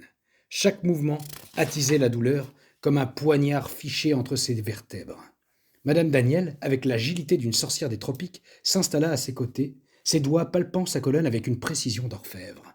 Elle fredonna un air étrange, un mélange de chants traditionnels et de diatribes complotistes, comme si elle exorcisait les miasmes des élites de son corps. « Respirez, Doc, c'est pas une radio, c'est une réinitialisation vitale !» gloussa-t-elle, pressant un poids précis sur son dos. Soudain, un pop retentissant comme une noix de coco fendue par un coup de machette déchira l'air. Paul poussa un cri, s'attendant à une souffrance insoutenable, mais à sa stupéfaction, un flot de soulagement l'envahit, comme si on lui avait retiré ce couteau planté dans le dos. Il cligna des yeux médusés, tandis que Madame Daniel, sautant de la table, exécuta une pirouette triomphale, son chapeau vacillant comme s'il saluait son exploit. « Et voilà, Doc, votre colonne est libérée des chaînes du système médical !» proclama-t-elle, son rire jaillissant comme un geyser dans un oasis oublié. « Mon père disait toujours, un craquement bien placé vaut 1000 seringues. Vous devriez m'ériger un sanctuaire pour ce miracle. » Paul, encore sous le choc, se redressa lentement, testant son dos. La douleur avait disparu, remplacée par une légèreté qu'il n'avait pas connue depuis son arrivée sur l'île. Mais sa méfiance, fidèle compagne, reprit le dessus. « Encore un de vos tours tordus, hein ?» marmonna-t-il, plissant les yeux. « Vous avez appris ça dans un grimoire vaudou ou une réunion secrète anti-médicaments ?» Madame Daniel, ajustant son chapeau avec une désinvolture calculée, lui lança un clin d'œil extravagant avant de s'emparer d'un accent allemand et s'écria « Ya ! Il ne faut pas avoir peur !» Pas de vaudou, Doc, juste l'art de mon père qui soignait les âmes quand les laboratoires n'étaient encore qu'une chimère dans l'esprit des Young Global Leaders. Maintenant, debout, où je vous fais méditer sur les redoutables projets du WAF, jusqu'à la prochaine marée, gloussa-t-elle, son rire dansant sur les vagues comme une provocation. Paul, grognant, comme un crabe égaré, se releva, partagé entre un soulagement inattendu et une irritation tenace. Madame Daniel, virevoltant comme une diva des tropiques, pointa l'horizon où le bateau de Jean-Joseph n'était plus qu'un mirage. « Allez, Doc, remettez la table en état le temps que je place votre cadavre au frais. Ensuite, je vous concocte l'élixir de la papesse, indispensable pour la suite. Ortie piquante, redoutable allié anti-inflammatoire. Feuilles d'épinard, pour aiguiser votre mémoire et vous protéger du stress oxydatif face au complot à venir. Concombre, crucial pour la santé mentale. Litchi, bombe de vitamine C pour galvaniser votre production de collagène tout en chassant vos envies de sucreries industrielles. Et une cuillère d'huile de coco pour faire glisser ce cocktail comme une caresse tropicale. Un breuvage artistique, comme si Picasso en personne s'emparait de votre paroi intestinale comme d'une toile vierge pour y peindre une vie en abondance, lança-t-elle, sa plume flottant comme une fanfare de l'absurde, tandis qu'elle virevoltait vers la glacière. Paul, secouant la tête, murmura pour lui-même. Je sens que cette histoire de peinture à l'huile va me laisser un goût amer d'huile de foie de morue, aussi rance que ses complots. Daniel de Vitruve. Madame Daniel gloussa, un rire jaillissant comme un torrent dans un sanctuaire sauvage, et sortit de son sac, en chanvre, 2 chevalets pliables, des tubes de couleur vive et des toiles immaculées, tendues comme des promesses de révélation. Elle installa son propre chevalet en face de Paul, s'asseyant sur un tabouret chancelant, prête à peindre elle aussi comme une muse excentrique défiant son disciple.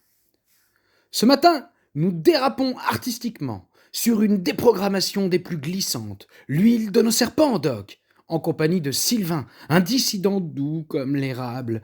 Qu'il s'agisse de guerre ou de mensonge, il est toujours prêt à dénoncer l'arbre qui cache la forêt. Ricana-t-elle, ponctuant ses mots de son clin d'œil mystérieux comme s'il y avait une énigme à percer. Allons bon, soupira Paul excédé. Je suis médecin, je vous rappelle. Je dessine aussi bien que je rédige mes ordonnances.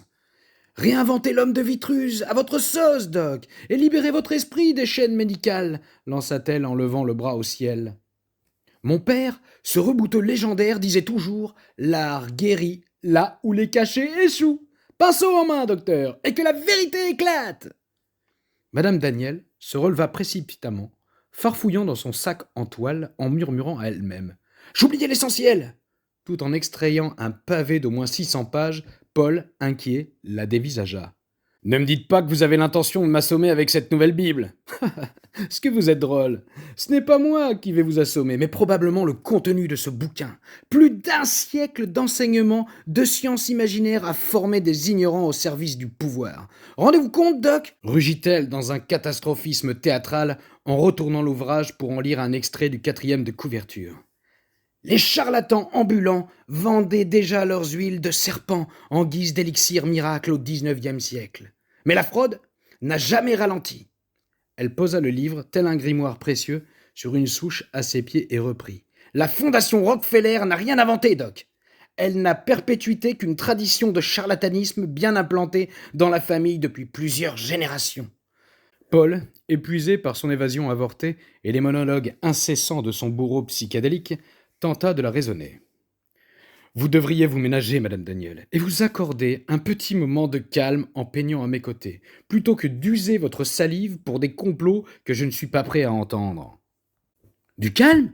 Mais la vie est si trépidante à vos côtés, Doc. Je regorge d'énergie. Lisons, peignons, et que l'huile de nos serpents ravive cette toile vierge comme votre esprit, telle une onction divine. Mettons du beau sur l'horreur, Doc. Il n'y a que comme ça que vous pourrez avaler la pilule. Après tout, avec cette chaleur, si vous voulez jouer les ventilateurs embrassant de l'air avec vos paroles conspirationnistes, grand bien nous fasse. N'est-ce pas, Éolès, déesse du vent ? Rétorqua-t-il, fier comme un pape. Vous êtes drôle, Doc. Même pour votre esprit rationnel, mon souffle pourrait être aussi toxique qu'un chemtrail. Paul, résigné mais piqué par une curiosité qu'il refusait d'admettre, s'installa sur son tabouret, les pinceaux glissant entre ses doigts comme des outils d'un autre monde. Madame Daniel, en face, trempait déjà ses pinceaux dans des teintes éclatantes, turquoise marin, rouge volcanique, ocre terreux. Ses gestes fluides comme une danse alchimique, ses yeux se révulsèrent comme si elle était entrée dans une transe chamanique. entraînant son corps dans une pulsion digne d'un électrochoc. Tout en ouvrant le livre de sa main gauche pour entamer la lecture, ses pinceaux ondulaient sur la toile au rythme de sa plume de paon, qui semblait, pour la première fois, osciller à un rythme humain. Happé par cette lecture abracadabrante, plus vite que par son smartphone, Paul s'abandonna à sa toile blanche, comme si le vent d'une imagination insoupçonnée soufflait sur les braisées de son esprit cartésien. Paul commença par tracer les contours classiques du cercle et du carré de Vitruve, mais son pinceau, mu par une impulsion facétieuse et une colère sourde qui résonnait à chaque remise en question scientifique, dévia rapidement. Au lieu d'un homme idéal, il esquissa une figure féminine exagérée, une Danielle de Vitruve, caricaturée à l'extrême. Son chignon s'élevait comme une tour des complots, ornée de plumes et de brindilles, parodiant son chapeau de paille. Ses bras, multipliés comme une déesse hindoue, brandissant des fioles de noni, des pancartes dénonçant les trusts pharmaceutiques et un sceptre de chanvre tressé.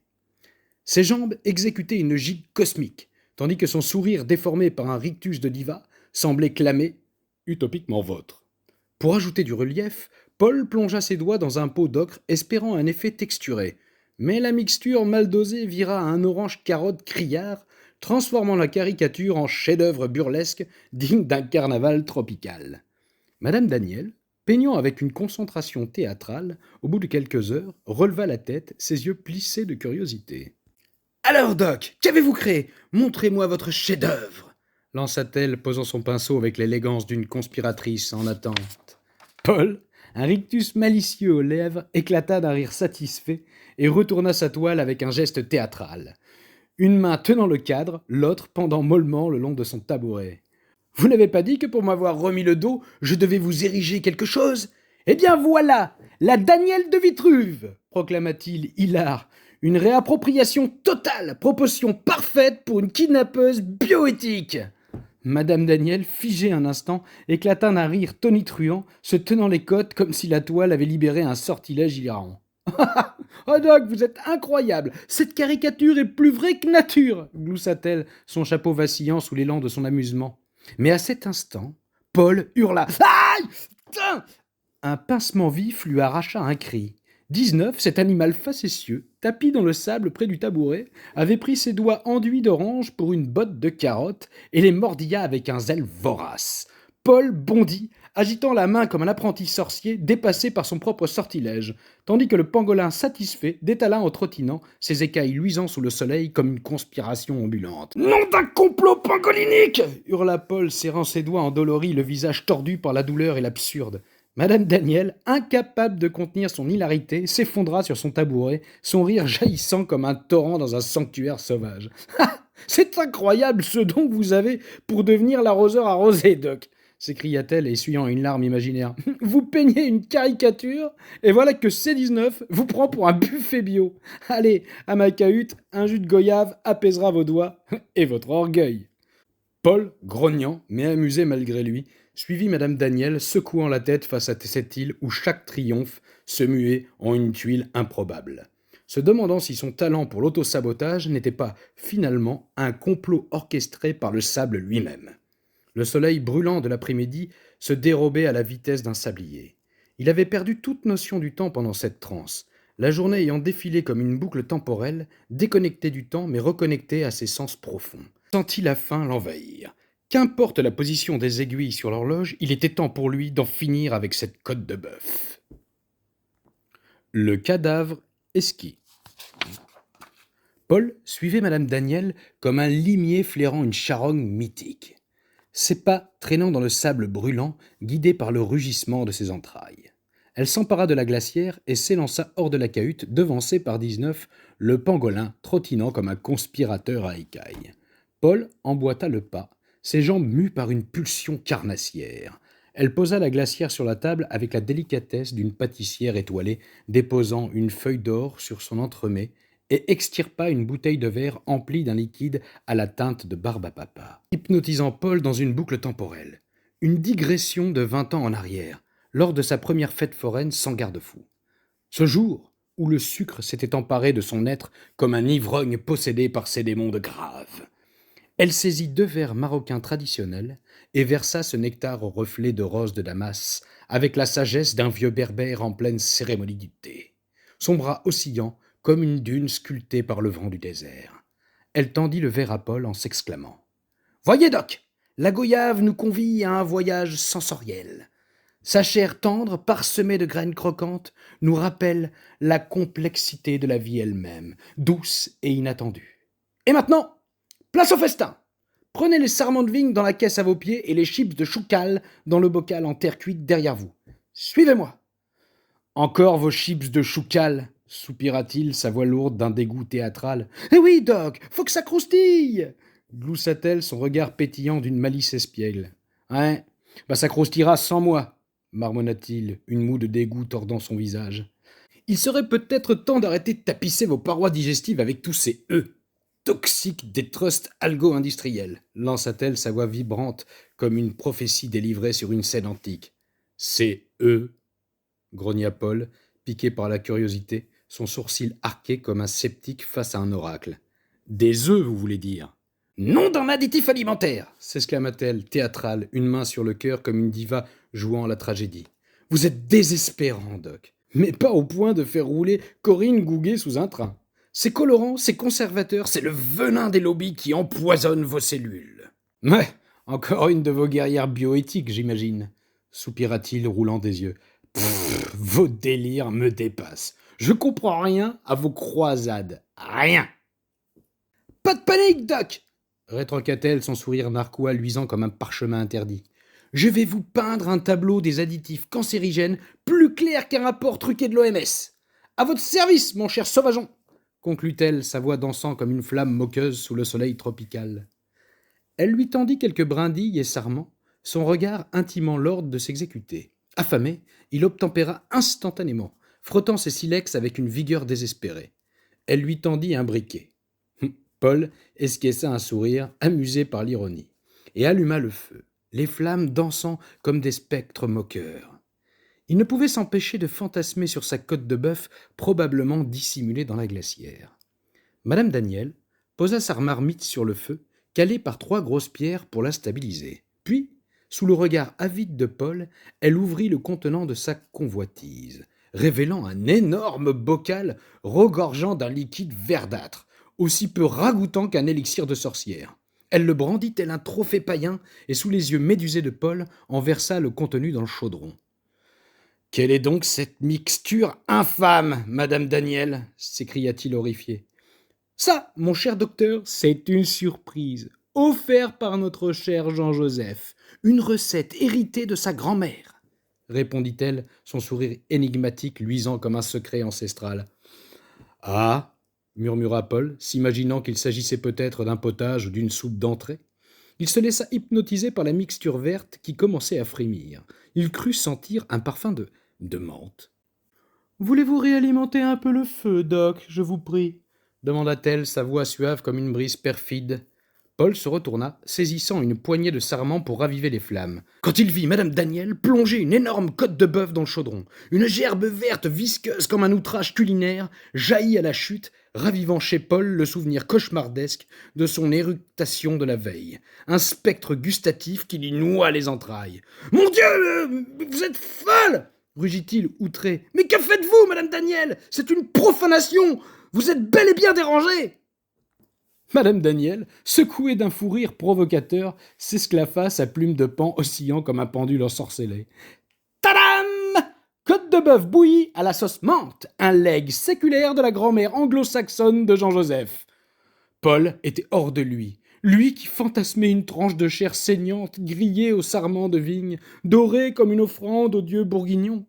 Il aurait pu tolérer quelques épices douteuses, mais là, son âme de carnivore était transpercée, comme si on avait souillé un hôtel gastronomique.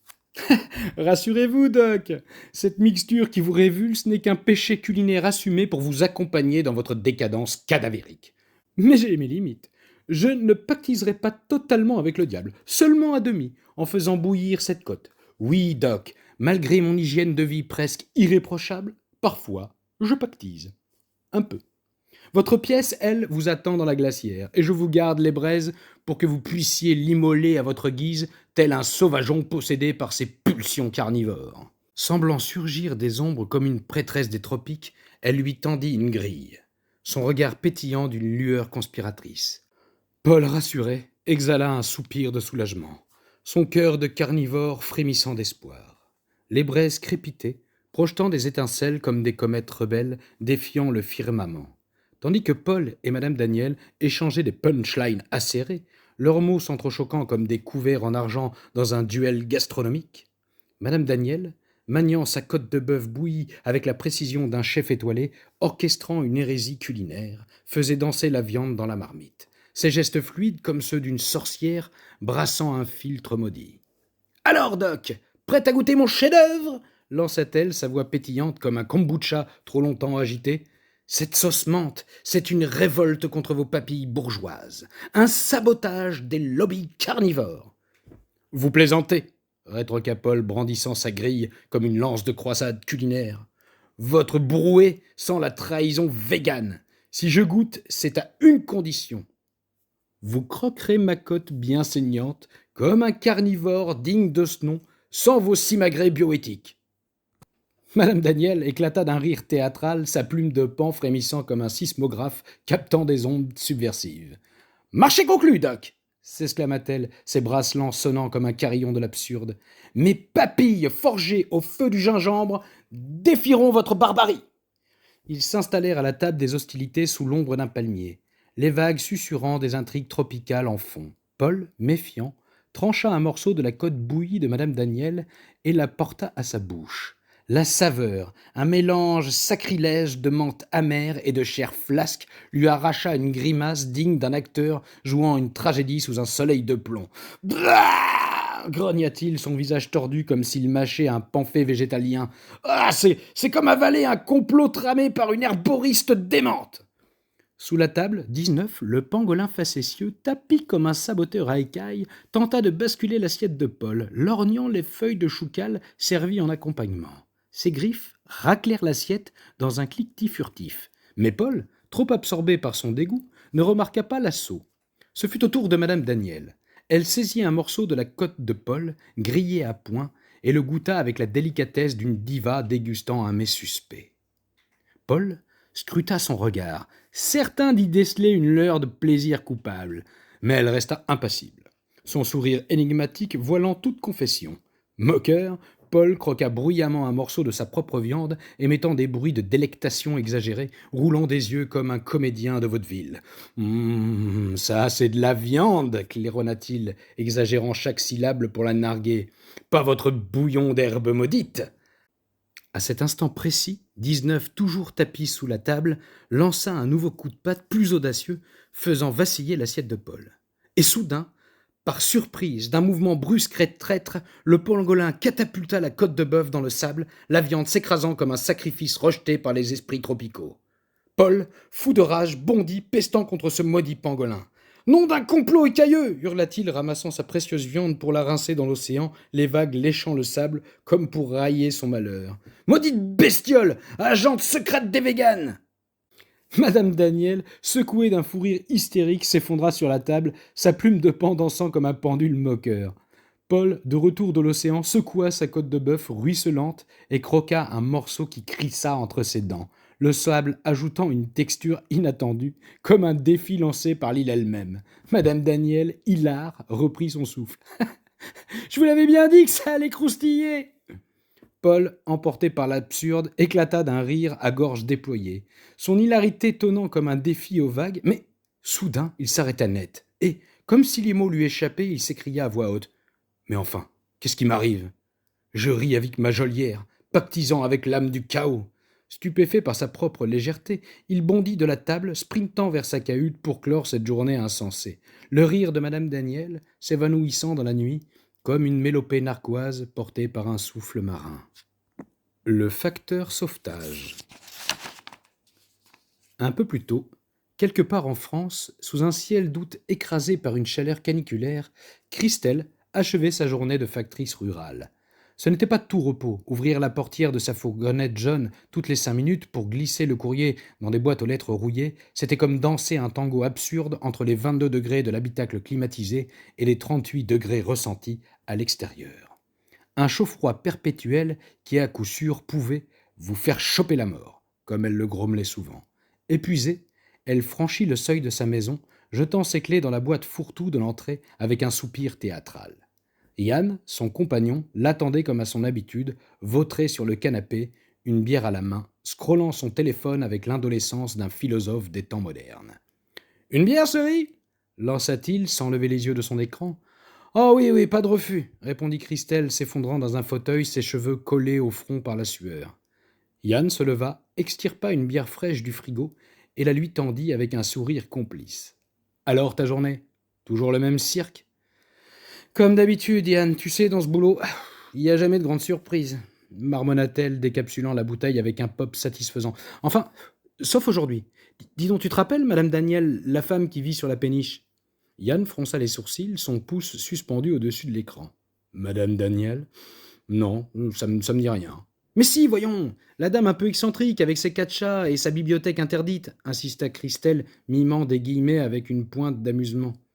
Yann éclata d'un rire rauque, renversant presque sa bière. « Ah ouais, la folle dingue » ricana-t-il, ses yeux pétillants d'une malice bon enfant. « Oh, t'es pas gentil » protesta Christelle, donnant un coup de coude joueur dans l'air. « C'est une dame un peu faux-folle, d'accord, mais d'une gentillesse rare. Une des seules à m'offrir du thé, tu sais, du vrai thé artisanal, hein. Pas des sachets industriels. Bourré de toxines. En plus, sans que je lui demande, elle me l'a offert un cadeau l'autre jour. Ah ouais, le bouquin qui traîne sur la table de nuit depuis 6 mois. Bullshit Jobs de David Graeber, c'est ça » lança Yann, un sourire levé moqueur. « Et tu l'as toujours pas ouvert, hein, avoue. » Christelle roula les yeux, sirotant sa bière avec un sourire en coin. « Ouais, bon, d'accord. Mais écoute, Yann, c'est sérieux. J'ai un colis pour Madame Daniel, et ça fait presque une semaine qu'elle n'est pas là. Elle qui vit comme une ermite sur sa péniche, toujours entourée de ses chats, je vois bien leur petite tête passer par le hublot. Mais pas de Madame Daniel. J'ai peur qu'il lui soit arrivé quelque chose. » Yann posa sa bière, soudain attentif, son air groguenard s'adoucissant. « Bah, tu te fais du souci pour rien, chérie. Elle est peut-être en vacances, non ?» Christelle secoua la tête, ses doigts tambourinaient nerveusement sur la bouteille. « Non, Yann, je la connais. À force de discuter avec elle, je sais qu'elle n'a pas d'amis proches. Et sa seule famille, c'était son père. Tu te rappelles l'article que je t'avais montré sur sa mort ? Une fin, extraordinaire. » Yann s'esclaffa, ses épaules tressautant comme s'il revêvait un souvenir hilarant. « Oh que oui, je m'en souviens. Une mort digne d'un roman conspirationniste. On aurait dit un scénario où les laboratoires auraient voulu le faire taire, ce vieux rebouteux. » Christelle fronça les sourcils, son inquiétude reprenant le dessus. « Justement, c'est pas normal. Sa péniche, c'est toute sa vie. Elle l'aurait jamais laissé seule avec ses chats et sa bibliothèque interdite. Des livres qu'elle disait trop dangereux pour les esprits formatés. Tu te rends compte ? Son seul moyen de transport, c'est sa péniche. Si elle n'est pas là, c'est qu'il s'est passé quelque chose. » Yann se redressa, posant son téléphone avec une gravité inhabituelle. « Ah, écoute, chérie, je te connais. Si tu ne fais rien et qu'il lui est arrivé un truc, tu t'en remettras pas. Appelle la police, signale son absence. Au moins, t'auras la conscience tranquille. » Christelle hésita, mordillant sa lèvre. « Tu crois ? Mais oui, ça coûte rien. Et puis en plus, ça te rassurera. »« Ah, tu as sans doute raison, » admit-elle, un léger sourire éclairant son visage fatigué. Christelle saisit son téléphone, ses doigts tremblaient légèrement, et composa le numéro de la police locale. Après quelques sonneries, une voix bourrue répondit. « Police de Castès, j'écoute. » Christelle, d'une voix claire mais teintée d'inquiétude, exposa ses craintes, décrivant l'absence de Madame Daniel, sa vie d'ermite, les chats, la péniche et cette bibliothèque interdite qu'elle soupçonnait d'être liée à des secrets bien gardés. « Écoutez, madame, » répondit l'agent, « il faut venir directement au poste pour faire un signalement. Ensuite, il y a un délai de 48 heures. Si elle n'est toujours pas là, on ouvrira une enquête. »« Demain après le travail, vers 15 heures, c'est possible ?» demanda Christelle, son temps mêlant espoir et anxiété. « Oui, je prends note. À demain, madame. » Christelle raccrocha, un soupir de soulagement mêlé d'appréhension s'échappant de ses lèvres. Elle jeta un regard à Yann, qui leva sa bière en un toast moqueur. « Voilà ma factrice judiciaire. Tu vas sauver la folle dingue et sa bibliothèque maudite !» gloussa-t-il avant de reprendre son scrolling. Christelle, un sourire en coin, fixa la bouteille dans sa main, se demandant si l'absence de Madame Daniel n'était pas, après tout, le prélude à un complot plus vaste digne des livres interdits qu'elle chérissait tant.